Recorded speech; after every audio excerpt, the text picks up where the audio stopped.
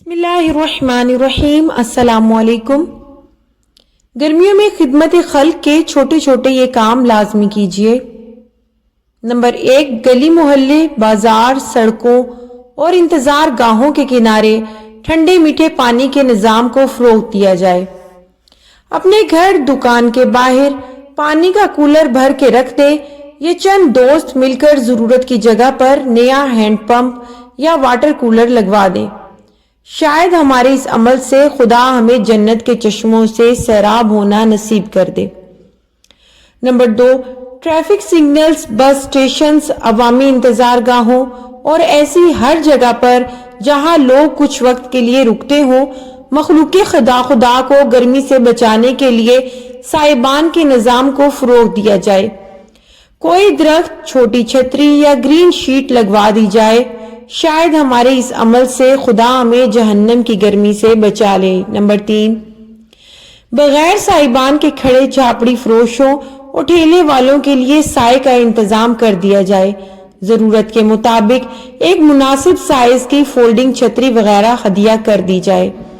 Number 4، اگر آپ دوران ڈرائیونگ بند گاڑی میں اے سی سے لطف اندوز ہو رہے ہیں تو چلچلاتی گرمی میں پیدل چلنے والوں، سائیکل، موٹر سائیکل سواروں اور رکشے والوں کا خصوصی خیال رکھیں۔ انہیں پہلے گزرنے کا موقع دیں۔ ٹھنڈک میں بیٹھے ہمارے اس چھوٹے سے عمل سے گرمی میں جلتا انسان یقیناً ٹھنڈک محسوس کرے گا۔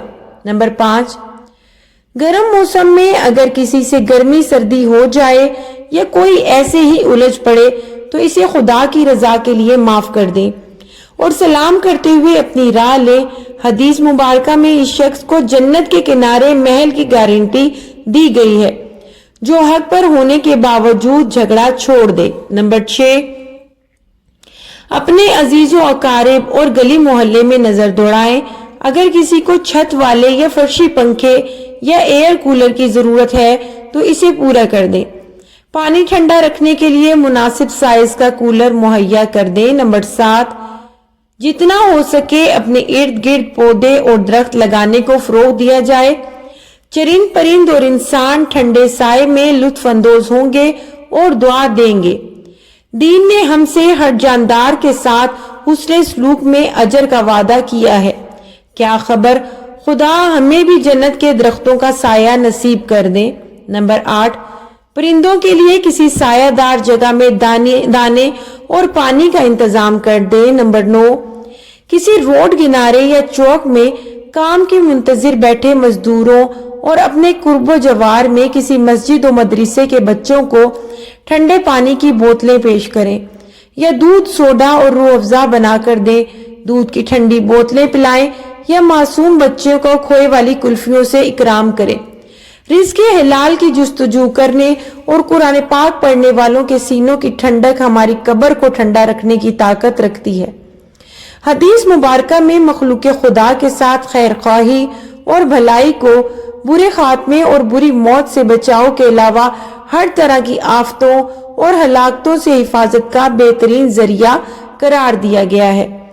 اور پھر خلق خدا اپنے خالق کا کنبہ ہے۔